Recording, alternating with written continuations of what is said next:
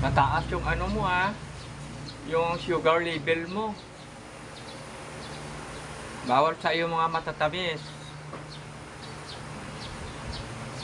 Pagkatapos yung uric acid, yung sa kidney, bato. Rayuma, mayroon. Ilutin ko muna yung sa kamay mo. Tapos maganda ka ng kwan yung tubig niya, lagyan ko ng dasal. Kahit buti ng... Basta sa kristal mo siya ilagay, gaya ng buti ng mga 4 kantos ng gin, pwede rin basta kristal, or gin, buti ng gin, basta kristal. Doon natin ilagay yung tubig na iinumin niya para mabilis, magaling itong yung asawa. Bawal ang mga pagkain ng mga may mga preservative, may mga glutamate, lahat ng synthetic, bawal. Frozen food, bawal din. Tapos ang sa mata mo naman, ayan wala. Ang liwanag, bumababa na. Hindi ka na makakita.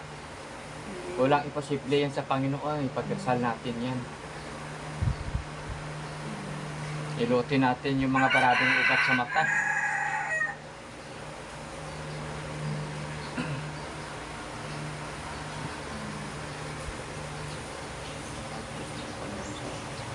Lahat ng mga karamdaman Panginoon, mula talampakan ng ulit.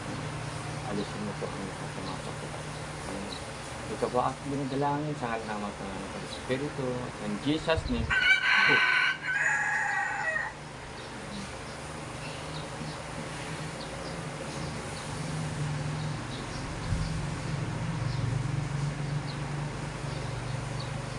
Hilutin natin yung mga kaugatan mo para yung mga dugo nga barado mag-circulate.